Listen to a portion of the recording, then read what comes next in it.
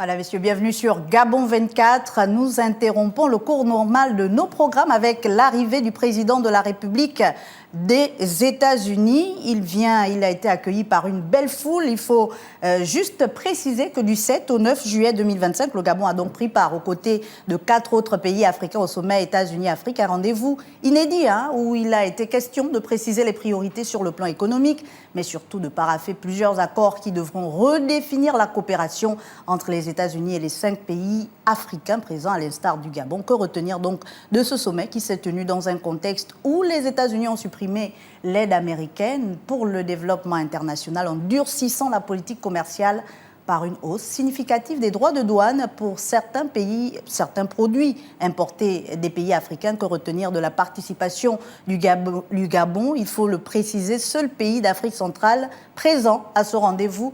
Et ce sommet marque-t-il le début d'une nouvelle ère entre les États-Unis et le continent africain? Pour aborder toutes ces questions et pour revenir sur la marche en cours à laquelle prend part le président de la République, Brice Clotaire Oligui Nguema, je suis avec Sostène Gokila, diplomate, ancien ambassadeur bien sûr du Gabon au Canada. Merci d'avoir accepté l'invitation de Gabon 24. Très heureux d'être avec vous.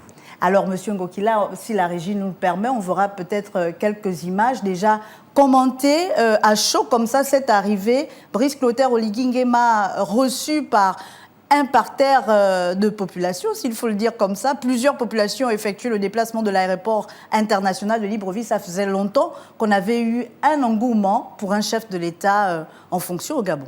Effectivement, ça faisait très longtemps qu'on ait pu avoir ce genre d'image lors du retour d'un chef de l'État.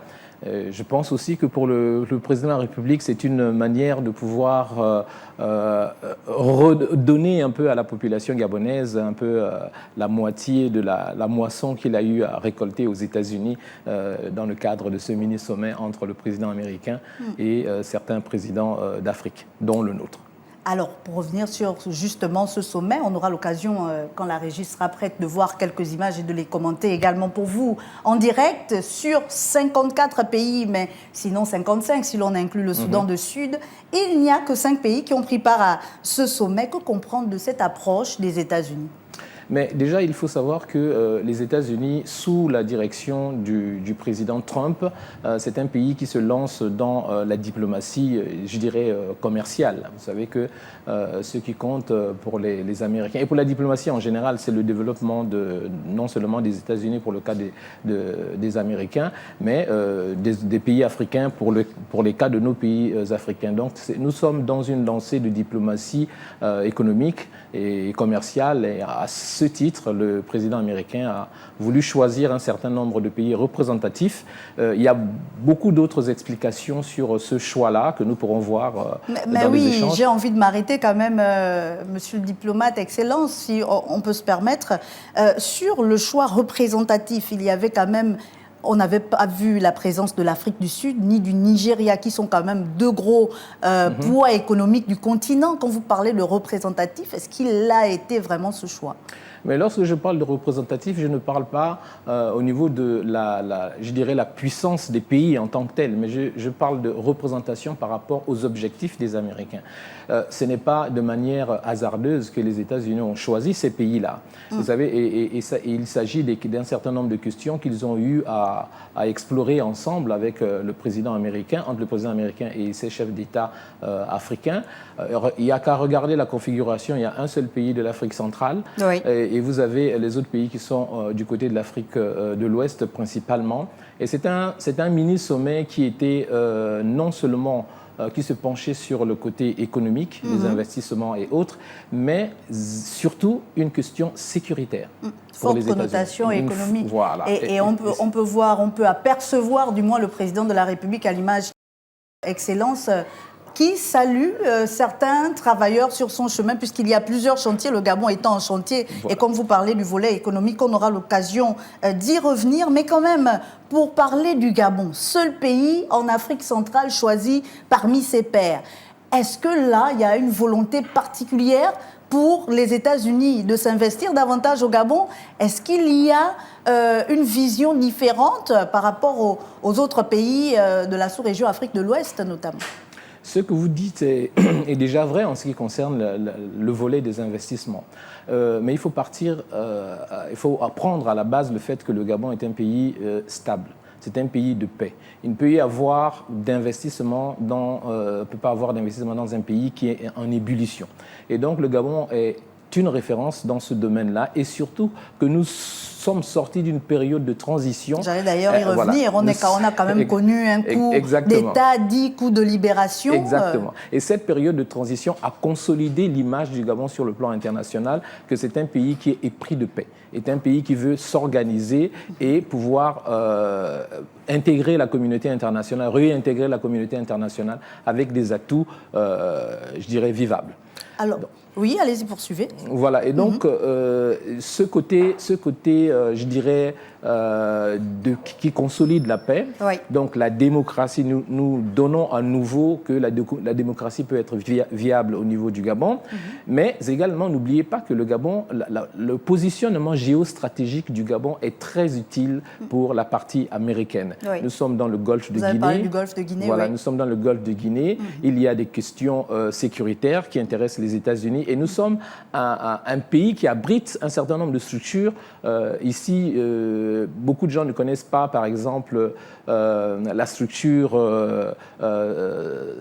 qui est organisée par la garde nationale américaine et qui s'investit dans la surveillance, je dirais, de la piraterie dans le golfe de Guinée et qui donne des formations. On a déjà la défense gabonaise a déjà eu à travailler avec cette structure-là dans le cadre sécuritaire. Et donc, ce positionnement, la paix et la sécurité et bien évidemment la qualité des ressources naturelles du Gabon ont fait que ce pays a été choisi au niveau de l'Afrique centrale pour pouvoir représenter un peu ce côté de l'Afrique. Mais alors, je l'ai dit à l'entame, les États-Unis viennent de suspendre leur aide au développement international. USAID, beaucoup en ont bénéficié, notamment les agences des Nations Unies. Conséquence, plusieurs bureaux de l'ONU ferment un peu partout en Afrique et même dans le monde. Mais comment analyser aujourd'hui cette nouvelle forme de partenariat des États-Unis vis-à-vis de l'Afrique ? Mais sans être dans la réflexion stratégique des États-Unis, certainement que le président Trump veut, en fermant un certain nombre d'opportunités d'aide sous la houlée des États-Unis, peut-être voir comment faire une sorte d'audit sur ce qui se passe en matière d'aide, d'une part, et puis pouvoir relancer certainement, j'en suis convaincu, plus tard, un peu ce côté d'aide au niveau de la communauté internationale qui passe par les structures des Nations Unies. Mais ça lui permet également justement de pouvoir faire en sorte que les pays soient invités sur le plan bilatéral à avoir des relations beaucoup plus directes et beaucoup plus concluantes avec ce pays, cette première puissance mondiale.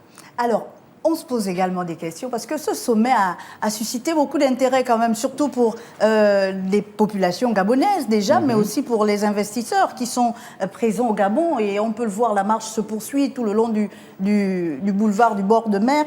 On a souvent l'impression que dans ce genre de rencontre, l'Afrique est celle qui a la main tendue, qui demande, qui est toujours en train d'aller demander de l'aide peut-être, mais demander aussi des financements, demander ceci, demander cela. Et on se pose la question, comment on entre alors dans des partenariats gagnant-gagnant, parce qu'il a été question de le préciser. On a écouté le président Brice Clotaire Oligui Nguema face à son homologue américain. Comment on rentre dans ce type de partenariat ? Est-ce qu'aujourd'hui, par rapport au positionnement du Gabon, on ne déshabille pas Paul pour habiller Pierre ? Déjà, vous avez bien fait de faire allusion à la rencontre entre le chef de l'État gabonais et le président américain. Cette rencontre n'est pas anecdotique. Et dans ce que le chef de l'État a eu à dire au président américain, souvenez-vous, il a bien expliqué que le Gabon, comme certains autres pays africains, n'est pas un pays pauvre. Donc, ce qui signifie qu'en fait, nous ne venons pas pour tendre la main. Dans cette phrase, il signifie bien que le Gabon ne vient pas pour tendre la main, mais que le Gabon vient pour avoir un partenaire avec lequel on peut discuter d'égal à égal et avec lequel on peut arriver à une coopération gagnant-gagnant. Donc, à ce niveau-là, je ne pense pas qu'il s'agisse, pour cette fois, de pouvoir se présenter comme un pays qui est en demande. On se pose quand même la question, est-ce qu'il faudra changer de paradigme, puisque jusqu'à présent, on voyait clairement comment les puissances occidentales, pour ne pas les citer, exploitaient le sol et le sous-sol gabonais, et finalement, les retombées sur le plan local n'étaient pas véritablement perçues. Ça fait une 50aine d'années qu'on exploite le pétrole, je ne parle même pas du manganèse, du bois, etc.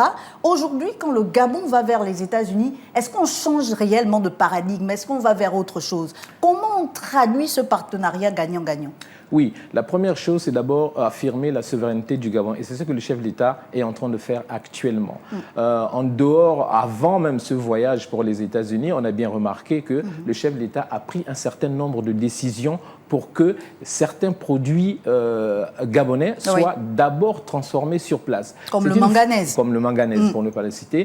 Et c'est une façon de se réapproprier, je dirais, la souveraineté du Gabon, la souveraineté économique du Gabon.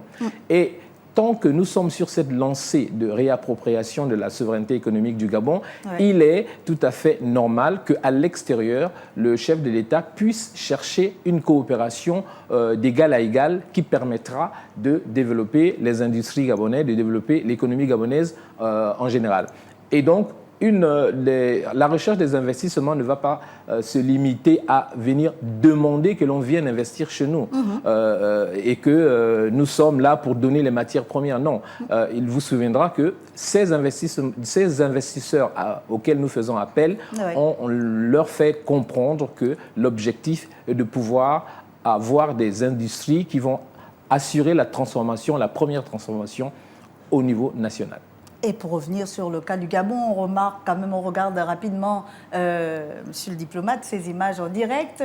On voit le président qui continue de battre le bitume, accompagné des membres de son gouvernement, applaudi même par les membres de son gouvernement, une sorte de confirmation, s'il faut le dire ainsi, de victoire diplomatique par rapport à ce voyage, puisqu'on est quand même au retour de ce voyage des États-Unis. Les États-Unis, oui, c'est une, comme j'ai dit au départ, c'est une façon aussi de montrer à la population gabonaise que je suis allé obtenir des choses pour notre économie et que je suis prêt à partager la connaissance de ces choses-là avec la population. Et donc, il fait cette marche selon, je dirais, la philosophie qui est la sienne, celle d'un bâtisseur. Oui, celle d'un bâtisseur. Il est vraiment vent debout. Brice Clotaire Oligui Nguema, il est accompagné des membres de son gouvernement. Plusieurs autres personnalités l'accompagnent également.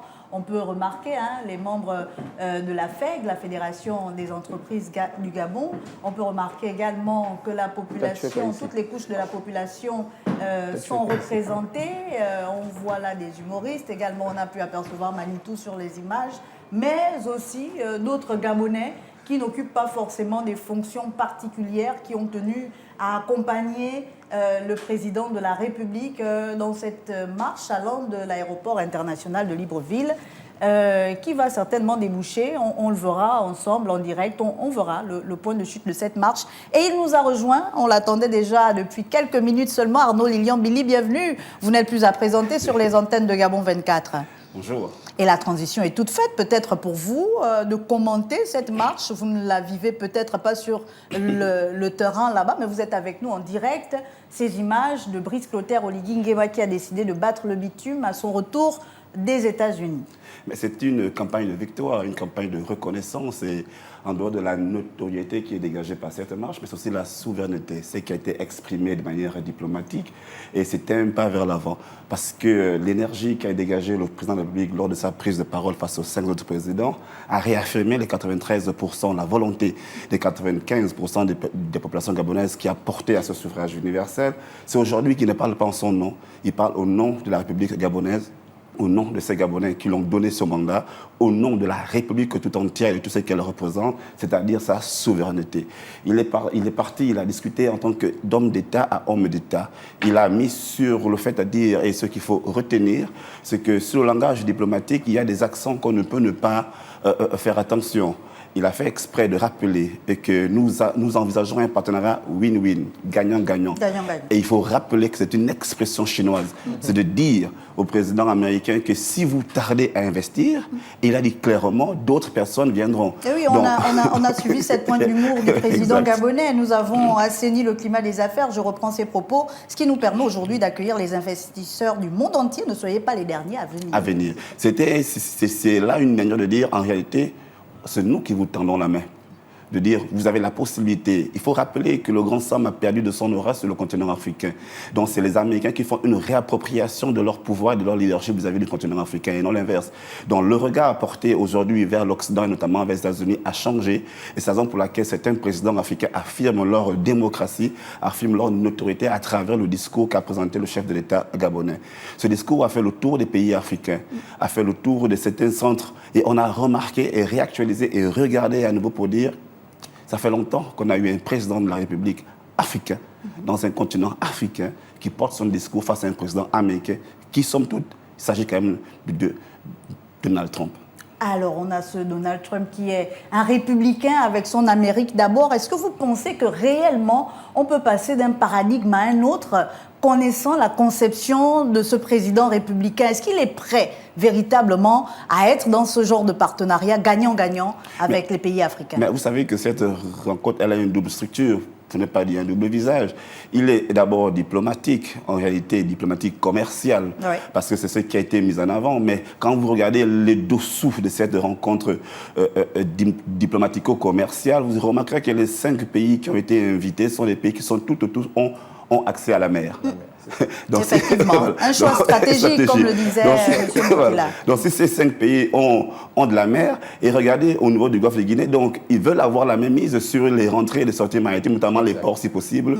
Et le véritable engagement de Donald Trump, c'est de dire à la Russie et notamment à la Chine, pour dire je risquerais de faire fort avec ces 5 pays, parce qu'en réalité, si dans ces 5 pays, il y a une base militaire, normalement portuaire, avec une base maritime, ou de la Chine ou de la Russie, cela pourrait créer un danger du point de vue américain face à eux. C'est la raison pour laquelle, en dehors de ce qu'a présenté la presse, de ce que présente la télé, le commerce, stratégiquement, il y a un autre regard, celui de la sécurité américaine. Est-ce que finalement, ce n'était pas, M. Ngokila, le gros enjeu de ce sommet, l'enjeu sécuritaire, puisqu'on revient sur ce golfe de Guinée, et on a vu les accords, entre autres, pris par les 2 présidents, des accords économiques, on aura l'occasion d'y revenir, mais surtout sécuritaire. Oui, et cet enjeu sécuritaire n'est pas en contradiction avec ce que vous avez dit plus tôt, en rappelant que les États-Unis, actuellement, c'est America First. Oui. Mais ce n'est pas incompatible avec ce qu'il fait maintenant. Parce que c'est toujours dans l'intérêt des États-Unis qu'il le fait, qu'il s'agisse de la question sécuritaire, qu'il s'agisse des contacts économiques, des rapports économiques avec ces pays-là. C'est pour le développement, pour les intérêts américains. Mais en diplomatie, c'est cela la règle. En fait, nous allons en diplomatie pour pouvoir rapporter des choses positives par rapport à nos propres intérêts. Donc moi, je ne suis jamais frustré lorsque j'entends America First, puisque notre chef de l'État aussi, nos chefs d'État nous ont habitués à dire le Gabon d'abord. Donc c'est la même politique. Comment le Gabon peut se positionner et peut collaborer gagnant-gagnant toujours avec les États-Unis sur ce plan sécuritaire, puisqu'il ne s'agit plus de recevoir uniquement de l'aide? Mais il faut comprendre que sur le plan sécuritaire, il faut d'abord savoir quels sont les enjeux des États-Unis et quels sont les besoins du Gabon. Il s'agit peut-être de sécuriser la zone du golfe de Guinée avec la piraterie qui sévit. La zone du golfe de Guinée, le Gabon seul ne peut pas prévaloir à cette entente, puisqu'il s'agit du golfe de Guinée. Donc c'est une entente multilatérale. Donc naturellement, il faut forcément associer d'autres États, les États du golfe de Guinée. Et c'est pourquoi je posais la question, pourquoi le choix du Gabon? Vous n'étiez peut-être pas d'abord là, puisqu'on parle du golfe de Guinée. Oui, il y a d'autres pays qui ont été invités, qui partagent la mer comme le Gabon, mais il y a aussi d'autres pays sur la côte qui n'ont pas été invités, notamment ceux de l'Afrique centrale. Mais vous savez que le Gabon est le seul pays qui abrite l'open space européen. Donc ça prouve déjà qu'on a on peut arbitrer en public gabonais ce type d'infrastructure sécuritaire. Donc nous pouvons nous déployer sur l'ensemble du territoire, sur l'ensemble de l'Afrique, au point de vue géographique de l'homme situant. Donc à l'intérieur de l'espace comme aussi à l'extérieur. Donc, géographiquement, nous sommes très bien situés. Et puis, en réalité, quand on parle de stabilité, quand on cite les autres pays en dehors du Sénégal, dans la sous-région, le Gabon en fait partie. Messieurs, écoutez, on va aller prendre quelques réactions. Nous avons nos reporters, nos envoyés spéciaux sur place, Charles Ayeno et Alban Boumba, qui ont tendu leur micro à plusieurs Gabonais qui prennent donc part à cette marche aux côtés du président de la République, Brice Clotaire Oligui Nguema. L'objet aujourd'hui, c'est de démontrer à la surface du monde que le Gabon est un pays souverain. Nous ne demandons pas la souveraineté. Nous réaffirmons notre souveraineté, la souveraineté que notre président a pris comme cheval de bataille. Oligui Nguema aujourd'hui estime que le Gabon est souverain. Et les décisions du Gabon se prennent au Gabon. Et que c'est un président comme tous les autres présidents. Il n'y a plus de raison qu'on considère un président gabonais comme un simple vasmès qui va en France discuter avec les droitiers français ou les droitiers américains. Il a dit lui-même, si vous voulez négocier, vous venez me voir. C'est maintenant égal. Il n'y a plus d'esclaves et de colons. Et là, nous sommes avec lui, nous sommes venus dire au président, bravo, vous respectez le combat qui est le nôtre. La survie de notre souveraineté, les droits de notre pays se prennent. La délimitation du Gabon, c'est au Gabon. C'est le président Oligui pour l'instant qui est le seul à décider. Avec lui, c'est les frères gabonais. Nous sommes venus aujourd'hui encourager notre chef d'État. Nous l'accompagnons parce que notre chef de l'État a montré aux yeux du monde que le Gabon doit marcher maintenant tête haute. Le Gabonais doit lever sa tête. Nous n'avons plus besoin de marcher tête baissée devant les colons. C'est fini. Cette époque-là est terminée. Le président, notre président, Brice Clotaire Oligui Nguema, nous l'a prouvé aux yeux du monde et voilà pourquoi nous l'accompagnons aujourd'hui. Nous sommes enthousiasmés, c'est la Ligue des bâtisseuses. Nous accompagnons le chef de l'État après son brillant passage aux États-Unis. Nous sommes satisfaits et fiers de lui parce qu'il y a des partenariats qui ont été scellés, des partenariats gagnant-gagnant. Et c'est pour nous un honneur d'être là, de l'accueillir chaleureusement. Alors, messieurs, un discours plébiscité sur le continent et même au-delà, et plébiscité également par les populations gabonaises, le discours du président vis-à-vis de son homologue américain. Mais est-ce qu'aujourd'hui, le Gabon amorce une nouvelle ère? Est-ce qu'il est prêt véritablement à diversifier ses partenariats économiques? Bien évidemment. Si le chef de l'État se retrouve aujourd'hui aux États-Unis, n'oublions pas que le chef de l'État a déjà eu des rencontres avec d'autres pays, avec d'autres organisations internationales également, oui. Dans le souci justement d'affirmer la nature de diversification de l'économie gabonaise derrière laquelle il court. Donc c'est effectivement pour cette diversification de l'économie que je trouve que le voyage aux États-Unis est une confirmation de cette volonté-là. Puisque les États-Unis, on connaît c'est un peu ces antagonismes avec d'autres puissances et on ne pouvait pas rester uniquement dans la ligne traditionnelle des partenariats. Il fallait qu'on puisse se diriger également vers ce partenaire important qui est les États-Unis.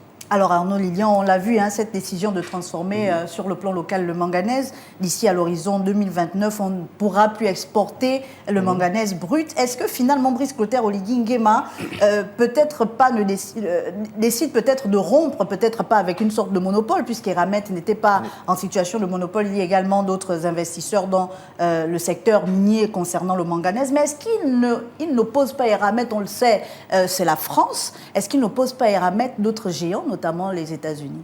Ce qui est assez intéressant dans cette situation, c'est qu'il faut avoir à l'esprit que la personne, comme je disais souvent, il y a un très beau proverbe chinois qui le dit, que le chat soit noir, que le choix soit gris, pourvu qu'il attrape la souris. Le président aujourd'hui ne fait pas une fixation sur les partenaires, il fait une fixation sur le partenariat. Très bien. Et ça, c'est important. C'est lui qui apporte un plus à la République gabonaise. C'est avec cette personne que je peux tisser un partenariat solide. Alors, on ne va pas rentrer dans les débats de passion pour dire il tourne au dos à la France, il rentre avec les États-Unis, non, il va à la Russie. Et donc, on regarde au niveau de la géographie des affaires. Qu'est-ce qui arrange la République gabonaise? Ce sont les Indiens. On va faire avec les Indiens parce que ça arrange la République gabonaise. Aujourd'hui, en matière d'agriculture, par exemple, notre partenaire le plus fiable, ça reste le Brésil. Oui. Et donc, on fait en termes de partenariat, pas en termes de personnes. Parce que c'est aussi ça la diplomatie, c'est faire des bons choix avec les bons partenaires. Et on va pas mettre un accent sur les puissances, on va mettre un accent sur l'identité de ces puissances, on mettra un accent sur qu'est-ce que je gagne. Parce qu'en affaires, c'est la seule question qui a son prix d'or. Qu'est-ce que je gagne? Ouais. Au lieu de qu'est-ce que je gagne, c'est qu'est-ce que le Gabon gagne? Et c'est la question que les Gabonais se posent. On entend parler de transformation locale du manganèse, on entend parler de diversification, de partenariat ou même de l'économie. Mais le Gabonais qui se trouve à Fougamou, à Mfadi ou je ne sais pas dans quel autre coin du Gabon, à Oyem ou à Medouneux, se pose la question, moi concrètement, qu'est-ce que je gagne derrière? Mais qu'est-ce qui gagne? La réflexion doit être... Vous voyez, il y a quelque chose qui est assez intéressant, c'est que beaucoup de personnes, quand il y a un conseil des ministres, tout le monde va jeter un coup d'œil sur les nominations. Les mesures individuelles. Personne ne regarde les textes qui vont avec. Alors que quand vous regardez les textes, quand on voit toutes les lois et tout ce qui passe, doit vous donner un indicateur de ce que sera le Gabon demain. Pendant 7 ans ou pendant 5 ans, les prochaines années, voici tout ce qui va être structuré, tout ce qui va être arrangé, tout ce qui va être amélioré. Aujourd'hui, qu'est-ce qu'on gagne? On va diversifier notre économie. Nous n'aurons plus une économie de rente, nous serons plus simplement basés sur la rente pétrolière. Nous allons plus simplement exporter tout ce qui est matière première de manière brute. Ça nous fait perdre de l'argent, ça nous fait perdre de la valeur. Donc il s'agit aujourd'hui de transformer tout localement et de voir quelle est la valeur ajoutée à ça. Ça fait en sorte que nous puissions avoir une économie assez forte et solide. Si nous avons une économie assez forte et solide, on pourra facilement diminuer le panier de la ménagère, on pourra facilement continuer à entretenir les hôpitaux, les infrastructures et tout ce qui va avec. On pourra enfin... Mais Arnaud Lilian, j'ai envie de vous dire que cette manière de penser la République, de penser l'économie, on l'a écouté depuis des dizaines d'années déjà, des décennies. On nous a présenté le plan stratégique Gabon émergent, le plan de relance de l'économie, le plan d'accélération de la transformation, et je vous passe tous les autres plans qui ont eu cours dans notre pays. Aujourd'hui, qu'est-ce qui peut faire la différence, Monsieur Ngokila? Alors, mais si je peux me permettre, vous savez, vous pouvez avoir les mêmes instruments de musique. Si vous avez de mauvais musiciens, je suis d'accord, on est tous d'accord, que la musique ne fera pas rapport aux oreilles. Donc il est question là, vous avez les mêmes instruments, et on a décidé de changer un peu les musiciens pour voir ce que ça donne. Et je suis sûr que depuis le début, rien que l'introduction musicale accordée par ce gouvernement et le président de la République, commence à nous faire rire, à nous faire sourire. C'est qu'il y a l'espoir qui est créé et nous espérons que cet espoir arrive à une réalité concrète. Monsieur Ngokila voulait... Oui, mais qu'est-ce que vous avez posé la question de savoir qu'est-ce que la population gagne. Mais il suffit, lorsque nous sommes en train de transformer notre économie, l'une des premières choses recherchées par la population, c'est quoi? C'est l'emploi. C'est l'emploi. Quand nous parlons d'économie, c'est l'emploi. Et puis, ensuite, c'est le changement de leur environnement social. Et tant qu'on n'a pas des investissements solides sur notre territoire, on ne pourra pas, justement, pour faire plus simple, arranger les routes, construire les hôpitaux, arranger les écoles pour que cette population puisse se sentir bien. Concernée, impliquée. Voilà. Mais oui, c'est l'emploi, l'une des opportunités, l'une des conséquences de ce genre de décision. Mais derrière, il y a le défi de la qualification de cette population, parce qu'on n'emploie pas qui on veut, on emploie une main-d'œuvre qualifiée. Aujourd'hui, est-ce que la population gabonaise est formée pour ce genre, pour ces besoins qui se posent avec acuité sur le marché? C'est ce qui revient à chaque fois sur la qualité de la formation. Vous voyez, quand on fait une programmation au niveau de l'État, notamment quand on va dans la transformation de nos matières premières, il va de soi que le ministère de l'Éducation et de la formation professionnelle réfléchisse également sur comment accompagner l'État dans cette vision. Parce qu'il y a beaucoup aujourd'hui des filières qui ne sont pas assez techniques, et alors que pour ce temps, nous avons besoin des filières techniques et de savoir-faire. Donc, il y a toute une réflexion qui doit être menée à ce sujet-là pour éviter notamment que nous puissions avoir encore une main-d'œuvre extérieure qui va coûter cher aux entreprises, mais aussi à l'État gabonais. Il serait important que le ministère de la formation professionnelle commence à dire dans 4 ans, on va transformer le manganèse sur place. On ne va pas s'arrêter comme manganèse. On va forcément arriver à faire des bilingas, le transformer aussi localement. Et ensuite, on va dire qu'il faut une super raffinerie pour raffiner notre pétrole jusqu'au dernier niveau, c'est-à-dire jusqu'au plastique, jusqu'aux engrais. Et pour tout ceci, il faut une main-d'œuvre qualifiée. Si nous avons dit que c'est dans 3 ou 4 ans que la machine machine va démarrer, nous avons 4 ou 5 ans à former les gens, à renforcer l'école de mine qui est à Mouila, créer un centre métallurgique approfondi en République gabonaise, et un autre centre peut-être encore de pharmacopée ou bien de chimie pharmacopée, de telle sorte que tout ce que nous puissions transformer, nous puissions avoir de la compétence et la main-d'œuvre pour transformer ça localement. Et puis pour qu'on ne soit pas bloqué à ce qu'on appelle le déni de la démographie. Parce qu'on va dire, vous voulez vous industrialiser, vous voulez avoir tout ce que vous voulez avoir, mais vous n'avez pas assez de consommateurs. Voilà. Mais cela rappelle une chose. Nous ne sommes pas un pays nous ne vivons pas en autarcie. Et vous avez anticipé parce que j'allais vous dire que notre population, 2 millions d'habitants, ne peut pas absorber. C'est la raison pour laquelle il faut réfléchir sur le modèle que nous mettons en place. Oui. Est-ce que nous mettons un modèle pour la consommation locale ou est-ce que nous mettons un modèle pour l'exportation? Si nous mettons un modèle pour l'exportation, il va falloir revisiter notre texte en République gabonaise, avoir une attractivité juridique, avoir une attractivité au niveau des taxes douanières pour faciliter la libre circulation, parce que nous avons la zone de libre circulation que nous devons exploiter au maximum. Nos taxes douanières doivent être baissées pour paraître la compétitivité, mais aussi vers l'exportation, donc garantir une bonne fluidité et de transport, donc avoir des ports assez gigantesques qui puissent pouvoir accueillir des navires, pas certainement le port en eau profonde, le projet de port en eau profonde de Mayumba. Mais aussi de saisir les opportunités qui sont données. Je vous rappelle que la Chine a supprimé les droits de douane. Donc, ça nous fait quand même un marché d'1 milliard et quelques. Donc, il faut voir 2 types de modèles dans l'industrialisation que nous voulons mettre en place. Une industrialisation pour la consommation locale maîtrisée, mais aussi une autre portée vers l'exportation.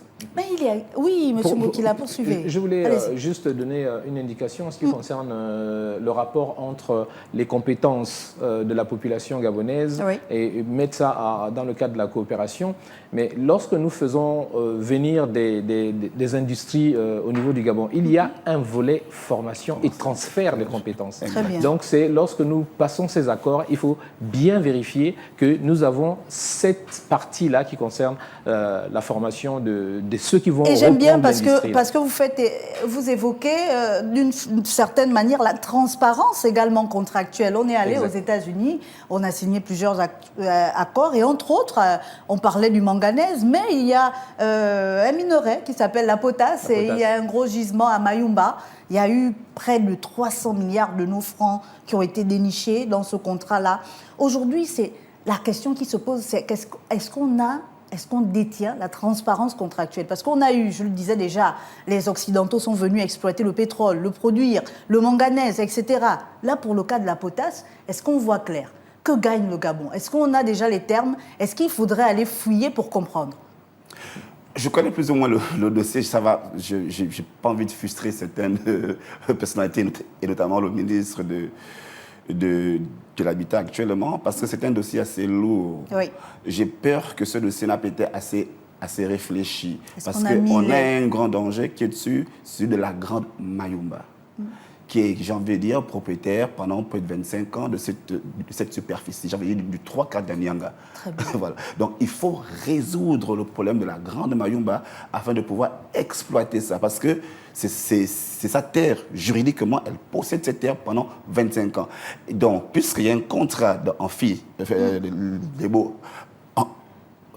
philiotique là-dessus, donc l'État gabonais pourrait regarder comment faire annuler ces baux, puisque, en réalité, le cahier de charges lié à ces baux n'a pas été respecté. Donc, il faudrait déjà que le ministre de l'Habitat n'attende pas qu'il y ait un faux semblant de la société La Grande Mayumba, qui est une société américaine, commence à essayer de faire quelque chose pour faire augmenter les enchères. Il faudrait déjà que le ministre de l'Habitat se saisisse déjà de ce dossier et voir que le cahier de charges n'a pas été rempli, puisque dans les textes, si vous ne remplissez pas le cahier de charges, on vous retire le baux, ce qui a été fait avec le jardin botanique. On a retiré le baux puisque l'activité n'a pas été menée. Donc, juridiquement, on peut gagner cette bataille, ce qui va permettre à ce qu'il y ait l'exploitation du potasse de la grande Mayumba. Mais alors, est-ce que, M. Ngokila, ce n'est pas ce genre de défauts, ou j'ai envie de dire ce genre de choses qui ont prévalu par le passé et qui nous ont empêché de réaliser certaines choses qui viennent encore là, et c'est bien que M. Billy l'ait relevé sur ce plateau, parce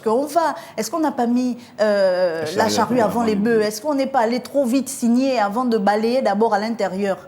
Mais moi, je suis de ceux qui font confiance au gouvernement actuel parce que les directives du chef de l'État sont claires. C'est qu'il faudrait que le Gabon puisse profiter et gagner sur ses matières premières et sur d'autres richesses. Et en ce qui concerne, je dirais, les limites liées au contrat, il y a encore une certaines périodes, sachant comment se négocient les contrats, qui vont nous permettre de réactualiser certains éléments contenus dans ce contrat. Parce que la Ve République, c'est aussi la transparence. Oui, c'est la transparence, c'est la transparence. Et donc, s'il y a des écueils ou s'il y a des petits faux semblants à l'intérieur de ces contrats, il y a encore le temps pour que le gouvernement puisse les déceler et puisse continuer, parce que le contrat, même là, au moment où nous l'avons signé, et on met en place un certain nombre de clauses qui nous permettent de réviser ce contrat, de le relire et pouvoir actualiser avec un certain nombre d'informations, dont celles que vient de donner M. Et pour faire œuvre de pédagogie, certainement, mon cher Arnaud Lilian, peut-être revenir aussi sur à quoi sert la potasse pour ceux qui nous regardent avec ce gros gisement de Mayumba. Qu'est-ce que le Gabon gagnera derrière et les populations encore une fois de plus? Mais d'abord, il faut savoir que c'est d'abord de la création de l'emploi. Et ce qui veut faire aussi que si on a un tel gisement, il faut forcément transférer de l'énergie à cet endroit, mais aussi de la compétence et une certaine industrie.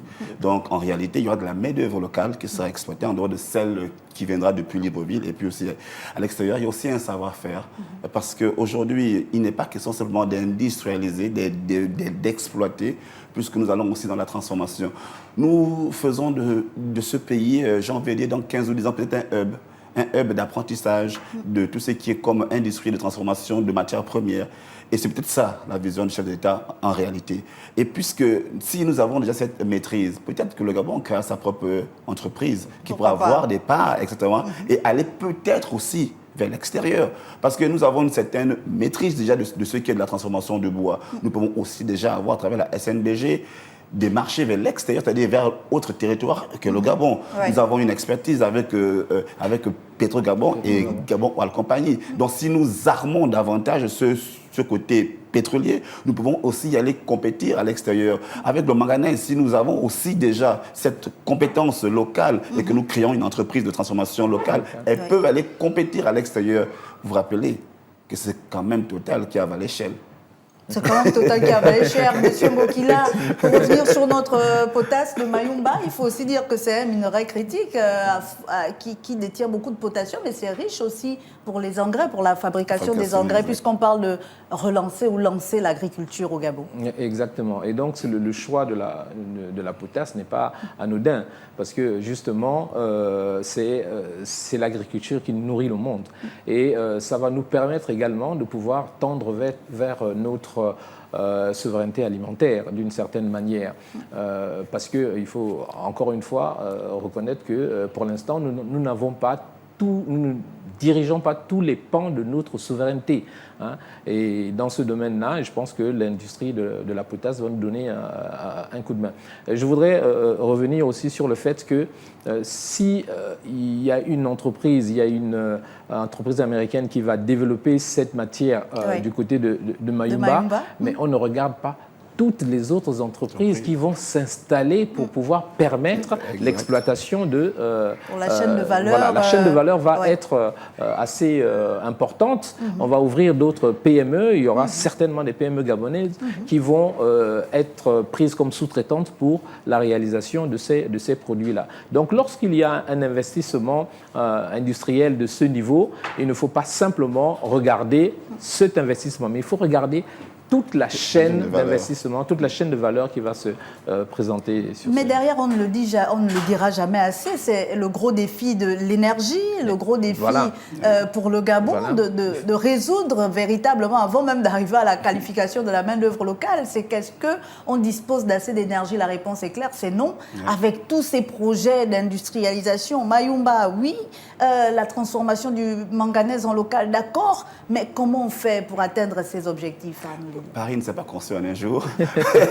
Et je crois que la démarche et la marche vers ça est engagée. L'ASCG, c'est vrai, aujourd'hui, a une béquille, mais je suis sûr et certain qu'elle prendra bien et bien. Vous êtes bien gentil de parler de béquille. Et marcher. Non, mais parce que... Il y a certains qui pensent qu'elle est déjà au fauteuil roulant. On ne peut pas prétendre à une industrialisation sans avoir de l'énergie. L'énergie, c'est impossible. Donc, puis, ce qui signifie que systématiquement, avec ces investissements dans les domaines miniers et autres, ça veut dire que, et déjà même aux États-Unis, le chef de l'État a fait aussi appel aux entreprises qui peuvent investir dans le domaine de l'énergie. C'est sachant que nous aurons besoin de disposer de beaucoup d'énergie pour pouvoir mettre en route ces différentes industries-là. Et le gros avantage, c'est que nous avons l'avantage de pouvoir produire l'énergie propre avec nos chutes. Parce que vous savez, aujourd'hui, quand on calcule, pour ce qui est du marché mondial, le carbone en réalité sur votre produit, on évalue sur la production quel est le prix carbone que vous avez utilisé. Est-ce que vous avez utilisé une économie verte, une énergie verte? Aujourd'hui, c'est ce que nous produisons. Nous produisons une énergie verte, nous allons produire une énergie verte à travers les barrages. Mais une fois que c'est fait, il ne suffit pas d'avoir de l'énergie pour avoir de l'énergie. Il faut avoir une énergie assez attractive, c'est-à-dire avec un coût attractif. C'est ça. C'est-à-dire que vous avez une énergie en abondance avec un coût assez intéressant, de telle sorte que les investisseurs arrivent. Mais j'aimerais aussi rappeler ceci, et c'est assez intéressant, pourquoi un investisseur quitte un pays pour aller à un autre? C'est pour trois choses. Une énergie bon marché, une main-d'œuvre qualifiée et compétente, et la troisième qui est pour moi l'une des choses les plus importantes, la discipline. On ne peut pas se développer sans discipline. Et pour encadrer cela, il y a la garantie judiciaire. Il faudrait que l'entreprise sache que si l'État me doit, je serai payé. Si l'État a transgressé un texte, la justice va s'en mêler pour remettre les choses en ordre. Quand vous avez ces garde-fous, toutes ces garanties, il n'y a pas un investisseur qui ne peut ne pas venir. Parce que c'est ça. Et il y a la différence entre le bon investisseur et le mauvais investisseur. Le bon investisseur a besoin de toutes ces garanties pour pouvoir venir injecter cet argent. C'est la raison pour laquelle on a osé espérer pour le Gabon en obtenant les prêts de 1 600 milliards que nous avons eus. Ça prouve qu'on commence à vous faire confiance. Et voici, nous sommes en négociation pour 2 milliards de dollars. Ça prouve aussi que nous sommes déjà sur le bon chemin. Et maintenant, il faut arriver aussi d'ailleurs pour dire tout ce qui arrive, comment on organise, comment on s'organise pour avoir une énergie propre, pour avoir une justice assez forte et pour mettre un climat de confiance, pour que nous sortons des problèmes politiques, pour que nous résolvons réellement les préoccupations des Gabonais. Tout ceci tient dans l'amélioration du cadre des affaires pour attirer davantage d'investissements et pourquoi pas d'investissements directs étrangers. Lors de son séjour à Washington, le président Brice Clotaire Oligui Nguema s'est également entretenu avec la diaspora gabonaise sur place. Alors plusieurs sujets ont été abordés, mais l'une des questions également qui revient lorsqu'on parle de diaspora au Gabon, c'est qu'on se dit oui, la diaspora, on l'a connue à une certaine époque, elle revendiquait, elle était un peu comme des espèces de... Voilà, activistes, j'avais envie de dire lanceurs d'alerte. Et elle n'a pas forcément été une diaspora très contributive dans le sens de l'économie du pays. Aujourd'hui, est-ce que cette diaspora américaine peut se positionner également dans cet élan de développement ? Moi, je pense que déjà, la première chose, c'est qu'on a un ministère qui est dédié à la diaspora. Oui. Et ce qui signifie qu'au niveau du gouvernement, le chef de l'État a accordé une importance à cette diaspora-là, a confirmé ce qu'il pensait de la diaspora. Ça, c'est la première chose. La deuxième chose, c'est que j'ai été à l'étranger et j'ai vu comment les diasporas des autres pays s'organisent pour pouvoir investir dans leur pays d'origine. Et ce l'était moins en ce qui concerne les Gabonais. Pour plusieurs raisons, bien évidemment. Et puis, la même politique politicienne que nous faisons ici, je vous assure, au niveau de la diaspora, on retrouvait également cette politique politicienne, donc qui ne s'occupait que des questions de politique et moins des questions de développement de leur pays. Mais les paradigmes sont en train d'être changés, justement, par rapport à l'arrivée du président Brice Clotaire Oligui Nguema, qui a fait confiance à la diaspora et qui demande à la diaspora justement de pouvoir s'investir. Maintenant, leur problème, c'est l'organisation. Comme partout d'ailleurs, c'est de s'organiser. C'est de prendre en compte les besoins de leur pays d'origine et de s'organiser là où ils sont. Je vais prendre... Et puis, exactement, lorsque ces membres de la diaspora gabonaise arrivent ici au Gabon, il faudrait aussi que l'on prenne en compte leurs besoins pour qu'ils puissent investir. Je vous prends un seul exemple. Lorsque j'étais ambassadeur au Canada, j'ai rencontré un Gabonais qui faisait dans l'énergie, dans la transformation des déchets en énergie. Oui. Et j'ai demandé à ce que ce Gabonais vienne au Gabon avec un projet qu'il fallait valider au niveau de la Banque africaine de développement. Mais il avait besoin des signatures ici pour qu'on puisse lui donner. Exactement. J'ai envoyé ce compatriote au Gabon. Au bout de 5 ans, il n'avait toujours pas cette signature. Au bout de 5 ans. C'est énorme. Vous voyez? Et ça décourage les membres de la diaspora qui veulent bien investir. J'ai eu le même cas avec un investisseur gabonais au Canada qui construit des maisons au Canada. Et je lui ai dit, nous sommes à l'époque dans un projet de construction de 5000 logements au Gabon. Il faut y aller. Il est venu au Gabon.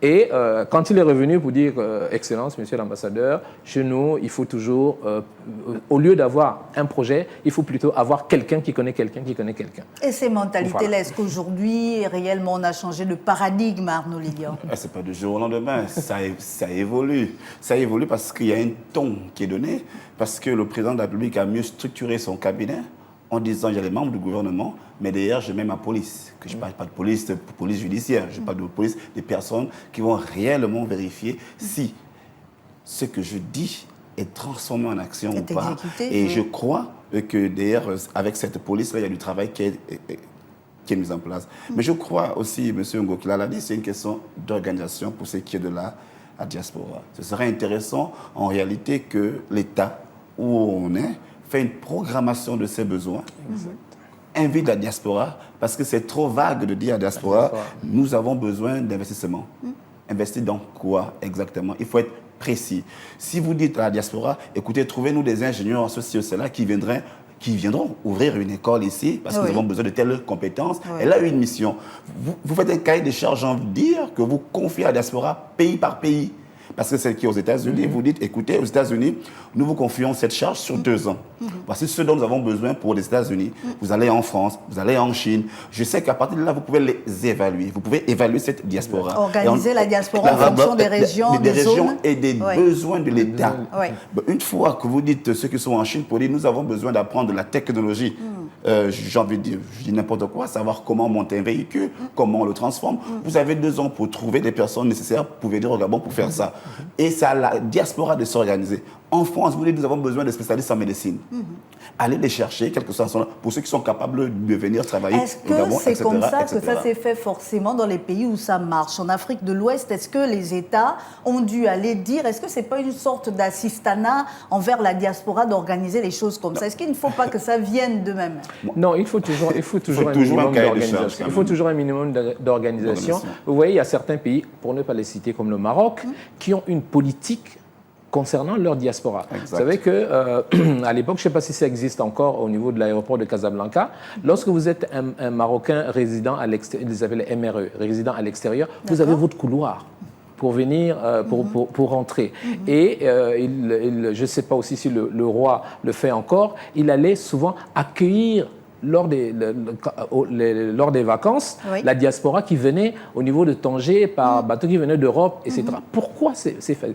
Et on a ouvert des banques destinées un peu à la diaspora pour leur permettre d'envoyer leur argent, pour leur permettre de pouvoir créer des produits tels que des logements, ainsi de suite. Donc, il faut un minimum d'organisation. Ça veut dire qu'au niveau du ministère des Affaires étrangères, qui est responsable de la diaspora, il faut qu'on commence à mettre en place de cette diaspora un canevas d'organisation. Très bien, mais il y a à côté de la diaspora, j'ai envie de dire légale, il y a ceux qui, malheureusement, dont les titres de séjour étaient arrivés à expiration et qui sont maintenant en situation un peu illégale. Le président a également fait mention d'eux lors de son séjour aux États-Unis. Comment, à notre niveau, puisqu'on parle d'organisation, au niveau du Gabon, on peut accueillir cette diaspora qui revient finalement au pays, cette diaspora? Quels sont les mécanismes qu'on peut mettre en place pour la remettre dans le circuit des activités? Mais d'abord, il faut savoir, je parlerai d'irrégulier, pas d'illégal. Oui, irrégulier, pardon. Irrégulier. Vous savez, il y a d'abord la demande. Il a été ambassadeur. Il sait ce que ça fait d'avoir plusieurs ressortissants de votre propre pays qui ne se font même pas signaler à l'ambassade. Et quand il y a un problème, on demande à l'ambassade d'agir. L'ambassade ne peut pas agir si elle ne sait même pas que vous existez. Et donc, ça, déjà, il faut que la plupart de ces personnes se fassent identifier au niveau des ambassades. Et ensuite, je crois que quand le président, depuis le 30 août, on avait mis un programme pour faire revenir les personnes qui étaient en situation de difficulté à l'étranger. Donc ce programme existe bel et bien, mais pour cela, je répète, il faut se faire identifier à l'ambassade. Nous avons eu ce problème avec la jeune compatriote que nous avons perdu la vie en Tunisie. Pourquoi? Parce qu'elle ne s'est pas présentée à l'ambassade, elle est partie dans une école, dans un secteur qui est classifié par l'ambassade du Gabon comme dangereuse. En Turquie? En Turquie. Donc, n'ayant pas l'information parce que les parents ont envoyé tout seul, l'ambassade ne sait pas qu'elle existe, vous allez apprendre, vous allez fréquenter, vous allez vivre dans un endroit qui est classifié comme dangereuse par votre propre ambassade, vous ne savez pas. Et quand vous avez un souci, vous criez. Donc, il est question aujourd'hui, pour cette diaspora-là, de se faire enregistrer. C'est important, c'est vraiment une alerte, de se faire enregistrer. Comme ça, au moins, nous avons des vraies données, nous avons des vrais chiffres. Dès lors que nous avons des vraies données, des vrais chiffres, nous pouvons savoir qui est en situation de difficulté et comment venir en aide à cette personne en situation de difficulté. Et là, avec le programme que le président a mis en place depuis, voilà l'accompagnement qu'il faut. Il ne faut pas être de cette diaspora ou bien de ce jeune homme qui allait se chercher après. Ça a été difficile pour lui, il ne veut plus rentrer au pays, quitte à vivre l'humiliation à l'étranger. Il y en a aussi dans ce cas. Il faudra leur rappeler que chez vous, ça reste chez vous. Mais quand ils reviennent, est-ce qu'ils viennent nourrir les rangs des chômeurs ou est-ce qu'il y a quand même des activités qui peuvent être prévues pour ces derniers? Oui, mais c'est justement cela qu'il faut faire. Il ne faudrait pas que l'on prenne nos compatriotes, peu importe ce qui leur est arrivé là-bas, comme des parias. Donc, si on est organisé pour la diaspora, ça veut dire qu'on va avoir des mécanismes de retour et de réinsertion, parlons ainsi, pour que cette diaspora, qui quand même certainement aura vient avec une certaine expertise. Donc il faut la mettre au service de notre pays. Et l'on s'achemine vers la fin de notre édition spéciale. Mais avant de finir, messieurs, est-ce qu'on a pu lever le doute ou lever le voile vis-à-vis de la fiabilité du passeport gabonais aux États-Unis lors de ce séjour américain du président Oligui Nguema? Mais je crois que le fait d'avoir reçu un président de la République dont le pays est classifié comme passeport non fiable, ça prouve sincèrement que le passeport il est fiable. Et le président de la République l'a rappelé. Et il a dit, jadis, c'est vrai que les anciennes autorités donnaient la nationalité à certaines personnes sans vérification. Avec nous, cela ne se passe plus comme ça. Mais je veux simplement confirmer cela en disant qu'au niveau du ministère des Affaires étrangères actuellement, il y a un nouvel arrêté qui concerne la délivrance des passeports diplomatiques et de service. Et dans cet arrêté, on a mis beaucoup de... Ce n'est plus l'enfant d'eux, le fils du ministre d'eux. Mais notre passeport gabonais est bien fiable. Merci à vous, Sosten Gokila et Arnaud Lilian Billy, de m'avoir accompagné le long de cette édition spéciale. C'est nous qui vous remercions. C'est nous. Et merci à vous, chers téléspectateurs. Il était question pour nous de revenir sur le séjour américain du président gabonais, Brice Clotaire Oligui Nguema. Il était invité au sommet États-Unis-Afrique avec 4 autres présidents, un sommet où le Gabon a pu tirer son épingle du jeu en revenant avec une belle moisson quand même. On aura l'occasion de revenir avec force et détails sur les points précis de tous les accords qui ont été paraphés lors de ce sommet au cours de nos prochaines éditions spéciales ou éditions d'information. Quoi qu'il arrive, restez connectés et câblés sur les programmes de Gabon 24.